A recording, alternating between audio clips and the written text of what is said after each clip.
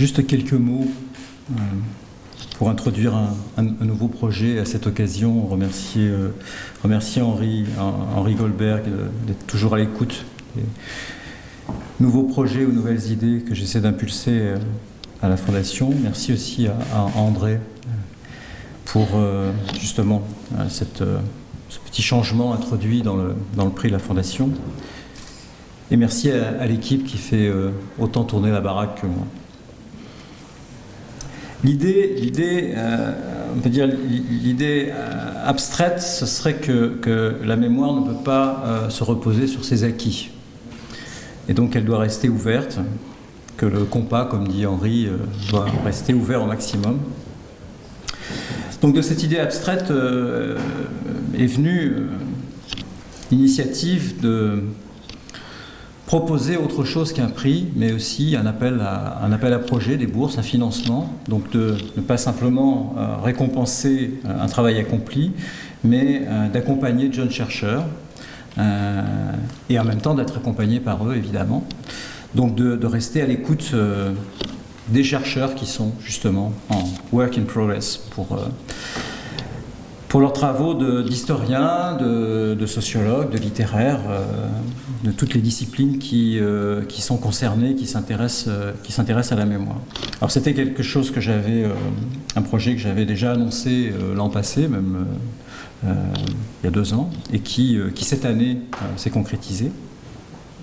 Donc comme je le dis, une bourse de recherche et un appel à projet ouvert pas simplement sur les questions liées à la terreur nazie et à la Shoah et aux camps de concentration nazis, mais aussi à d'autres centres d'intérêt liés aux violences politiques, à leur mémoire et aux témoignages.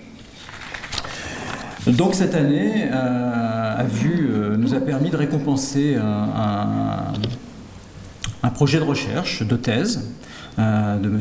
Antoine Burgard, qui ne peut pas être parmi nous parce qu'il est au Canada, pour cette thèse dont le titre est « Une nouvelle vie dans un nouveau pays, trajectoire de migration de jeunes rescapés de la Shoah vers le Canada 1945-1952 », avec une double direction à Lyon et au Canada, à l'UQAM, Lyon 2 et UQAM à Montréal, et qui a fait son M2 sur un cas similaire, mais des jeunes rescapés de la Shoah, orphelins, en Belgique et en France. Alors, c'est pas anodin non plus, hein. Il y avait une douzaine de projets de qualités différentes, de disciplines différentes aussi, venant de disciplines différentes. C'est pas non plus anodin parce que ça montre à la fois notre ancrage dans l'histoire et la fondation de la fondation à Auschwitz, on peut dire, liée à la Shoah et portée par les rescapés. Mais aussi, et ça recoupe une des lignes maîtresses de la dernière exposition de la Fondation, pouvoir inclure dans cette histoire des parcours de témoins. Alors justement, dans cette exposition, c'était des parcours de témoins avant la Shoah et avant la terreur nazie, donc montrer que les rescapés, mais aussi ceux qui ne sont pas revenus, avaient une vie avant la persécution et avant l'assassinat.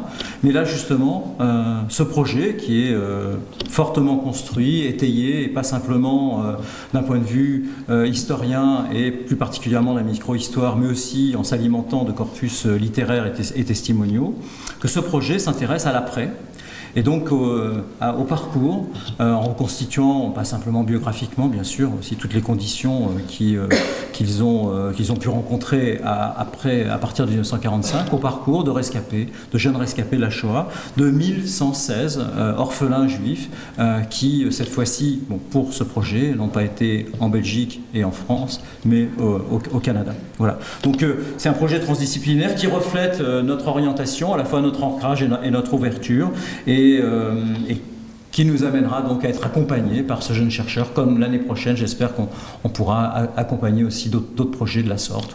Voilà, je vous remercie.